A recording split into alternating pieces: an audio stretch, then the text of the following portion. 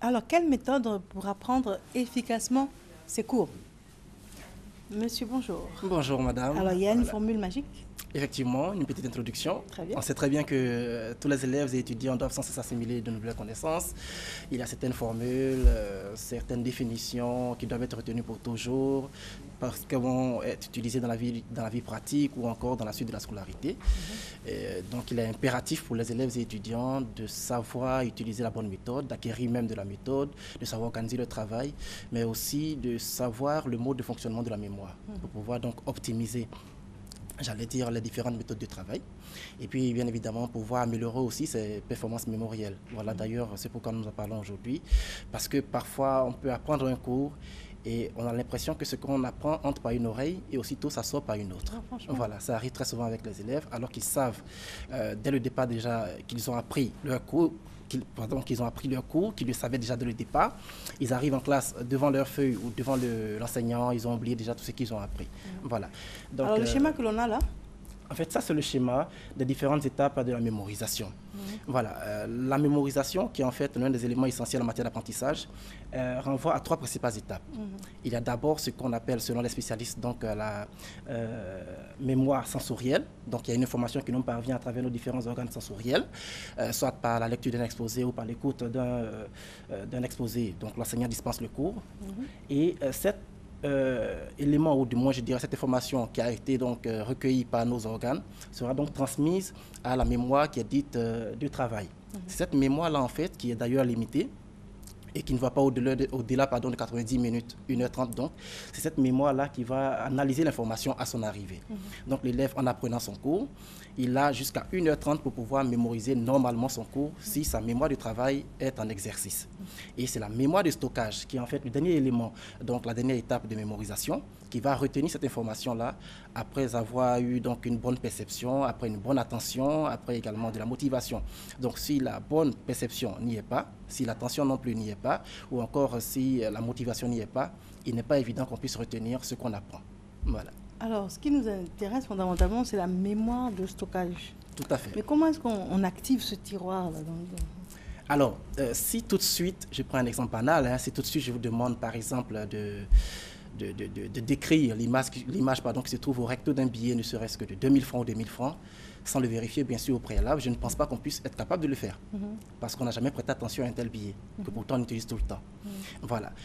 Soit on serait en train de se soumettre à un exercice, je dirais, une curiosité intellectuelle gratuite même. Hein.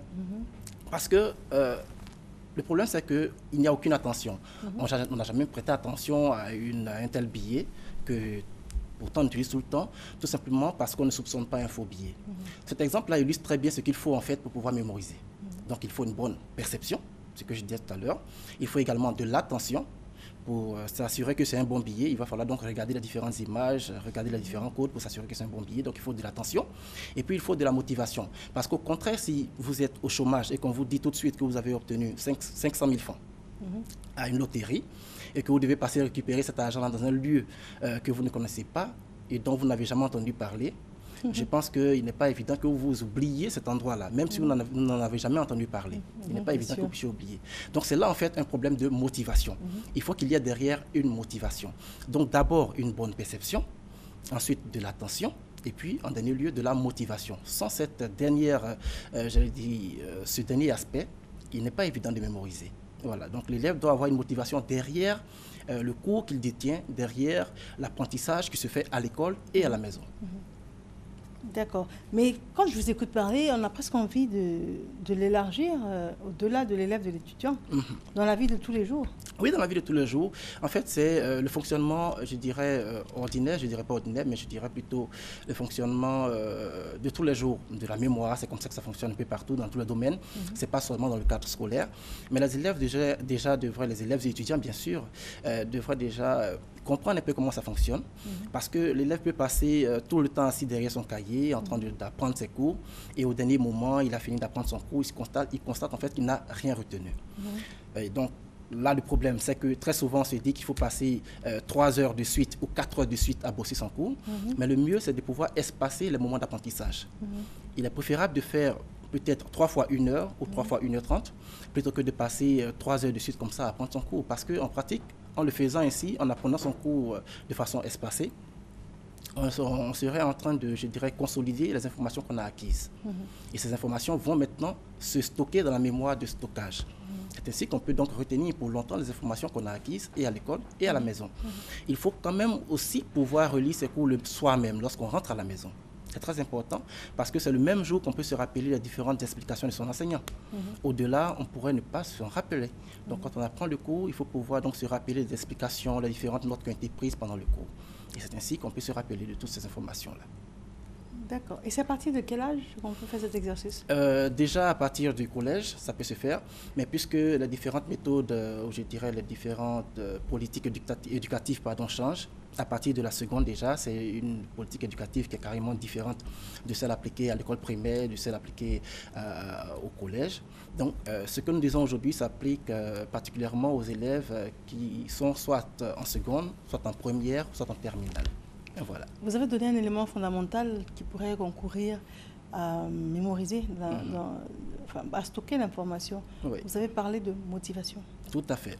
Alors cette motivation, comment est-ce qu'on motive un élève qui estime que bon, c'est vrai que son avenir est en jeu, blablabla, on le lui dit, on le lui répète et tout.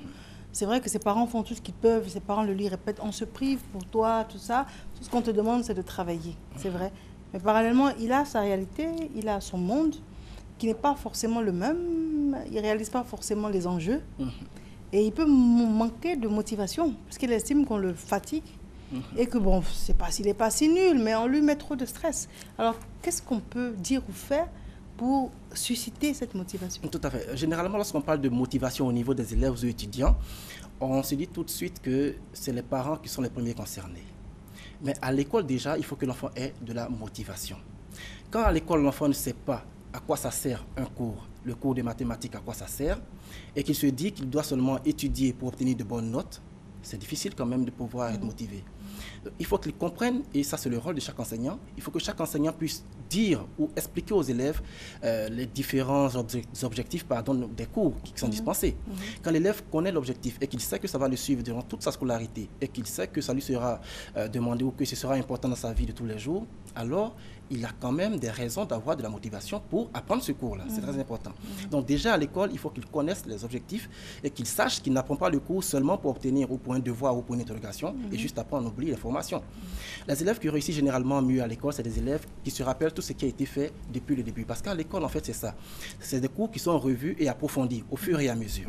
Donc quand l'élève se dit que les cours qu'il a vus, les classes antérieures, vont le suivre durant toute sa scolarité, eh bien, il est obligé de retenir ces informations-là pour longtemps. Je vous prends un exemple concret. Je sais que dans mon cursus, à un moment donné, on a appris la reproduction d'une plante, par exemple. Oui. Bon, à cette époque-là, je ne vois pas trop. Effectivement, ça fait partie de la culture générale de l'enfant. Voilà. C'est très important. Ça fait partie de la culture générale de l'enfant. Il faut pouvoir comprendre certains aspects. Quand les spécialistes vont parler, par exemple, de la reproduction des plantes, il ne sera pas, j'allais dire, novice en la matière. Il ne sera pas dépaysé. Il saura également donner son point de vue sur la question quand il s'agira d'en parler. Il ne sera pas muet. C'est ce qu'on veut dire. Puisque l'école et les différentes matières qui sont faites à l'école permettent à l'enfant de se construire à lui-même son opinion sur le monde. Ça lui permet de comprendre le monde, ça lui permet de comprendre son environnement. Donc, s'il n'a pas ces informations, c'est sûr qu'il ne pourra pas participer à tous les débats. Voilà, vous comprenez. Et il y a quelque chose qui est fondamental aussi, c'est que quelle que soit la nullité ou la qualité de l'élève, à un moment donné, quand on parle de la reproduction chez l'homme, oui, là, ils maîtrisent vraiment ce sujet. Donc, ça prouve qu'il y a la motivation effectivement. qui est derrière. Tout le monde a de bonnes notes. Voilà, ça effectivement, ce sujet-là, ils maîtrisent bien. Dès qu'on en parle en classe, eh bien, tout le monde participe ce jour-là en classe. Oui. Donc, ça veut vraiment dire que la motivation est voilà, elle est vraiment importante. Et au niveau des parents, si les parents eux-mêmes passent tout le temps à la maison à parler en mal de l'école, tu vas aller à l'école jusqu'à arriver au bout, tu vas venir t'asseoir à la maison, ça ne servira à rien. Si les parents eux-mêmes passent tout le temps à parler ainsi de l'école, ou s'ils passent tout leur temps à se plaindre de leur travail, eh bien c'est sûr qu'ils ne sont pas en train de transmettre de la motivation à leurs enfants. Ils ne le font pas. Au contraire, ils les découragent. Et l'enfant se dira, mais en fin de compte, je vais à l'école pourquoi? Pour rien du tout. S'il faut venir souffrir après, quand on obtient un travail, ça ne sert absolument à rien d'aller à l'école pour bosser. Donc quand il est assis devant son cahier, il est certes assis devant son cahier, mais il a l'esprit ailleurs. Donc le mieux, en apprenant son cours, il faut vraiment être concentré sur ce qu'on apprend. Parce que tout à l'heure, je parlais en fait d'une bonne perception. On va devoir conclure. D'accord. Alors, je parlais d'une bonne perception. Parfois, les élèves ont des difficultés de lecture. Ça, c'est un gros problème. Il y a beaucoup d'élèves qui passent en classe seconde déjà, mais qui ont des difficultés de lecture. Ce qu'ils écrivent même dans leur cahier, ils ont des difficultés pour les lire. Parce qu'à la base, ils étaient peut-être dyslexiques ou bien ils avaient des difficultés de lecture qui n'ont pas pu être détectées un peu tôt. Donc, quand ce qu'on a écrit dans le cahier ou ce qu'on est en train de lire dans un document imprimé n'est pas correct déjà, le cerveau va mémoriser une information qui est incorrecte. Ce qui va mettre en péril donc sa sauvegarde dans la mémoire de stockage. Ce serait un problème. Donc le mieux, en tant qu'élève, déjà il faut trouver une zone où, j'allais dire, un endroit propice aux études. Il faut pouvoir respecter aussi son horloge biologique. Et puis bien évidemment, il faut connaître la mémoire, savoir comment sa mémoire fonctionne, puisque l'école exige beaucoup des enfants. Il faut pouvoir comprendre donc tous ces aspects-là, et ainsi mieux se retrouver lorsqu'on se met devant son cahier pour apprendre ses cours, mieux les mémoriser également. Monsieur Jean-François Cossy, oui. Je vous remercie. Le moment du contact est arrivé. Alors, nous sommes joignables au 22 01 47 46 et le mobile 77 39 49 59. Je vous remercie. C'est moi. Le moment est arrivé pour nous de vous proposer une page de publicité et juste après, nous allons recevoir les invités qui nous viennent de la direction commerciale et marketing. À tout de suite.